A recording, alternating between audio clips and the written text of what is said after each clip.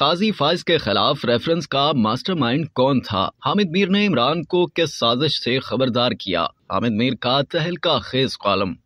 Senior सहाफी और तजिया निगार हामिद मीर अपने कॉलम अदालती फैसले मजाक किसने बनाए में पीटीआई रहनुमाओं को याद दिला रहे हैं कि कैसे उन्होंने अपने दौर में कई अदालती फैसलों की धज्जियां उड़ाई। हामिद मीर ने लिखा कि इमरान खान, असद उमर और फवाद चौधरी को ये फिक्र खाई जा रही है कि लाहौर हाईकोर्ट की तरफ से पंजाब में 90 दिन के अंदर इलेक्शन कराने के हुक्म पर अमल दरामद क्यों नहीं हो रहा। बड़े अदब से गुजारिश है कि आजकल जो सियासी दोस्त आइन की बालादस्ती के लिए अपना गला फाड़ रहे हैं वो हर अदालती फैसले के बारे में इतनी संजीदगी का मुजाहरा क्यों नहीं करते। इमरान खान को मुल्क में आईनी बहरान सिर्फ उस वक्त नजर आता है जब उनका अपना सियासी मफाद खतरे में हो। जब इमरान खान वजीर आजम थे तो उन्होंने कई अदालती फैसलों की धज्जियां उड़ा दी और जब हमने कहा कि आइन से मत खेलो तो हमें गलीज गालियों से नवाजा गया। आज हमें अदलिया के एहतराम का सबक वो लोग पढ़ा रहे हैं जिन्होंने फैजाबाद धरना केस का फैसला लिखने वाले जज जस्टिस काजी फाइज ईसा के खिलाफ नाअहली का रेफरेंस फाइल किया और इनकी किरदार कशी के लिए सरकारी वसाइल इस्तेमाल किए। बहुत जल्द इमरान खान ये कह देंगे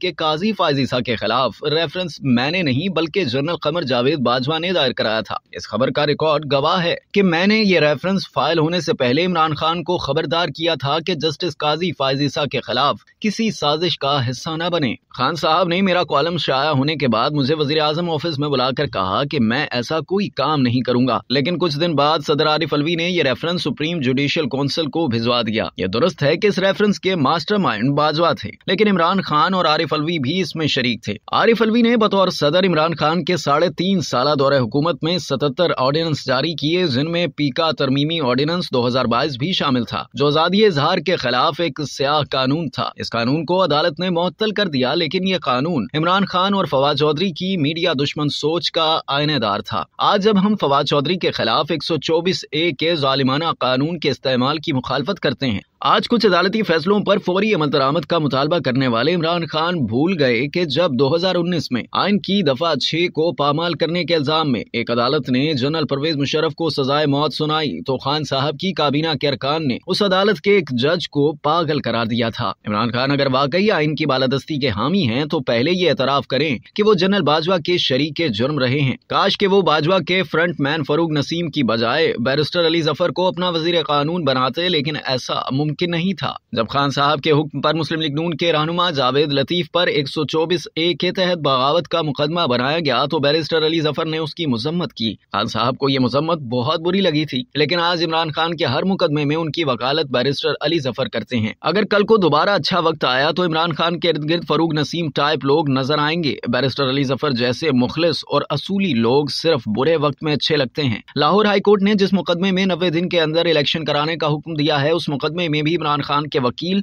बैरिस्टर अली जफर हैं। इलेक्शन कमीशन को आए बाएं शाएं करने की बजाय इस अदालती फैसले पर अमल दरामद कराना चाहिए और अदालतों को भी ये तासुर दूर करना चाहिए कि वो नवाज शरीफ के खिलाफ तो साजिश का हिस्सा बन जाती हैं, लेकिन इमरान खान के लिए सहूलतकार का किरदार अदा करती हैं।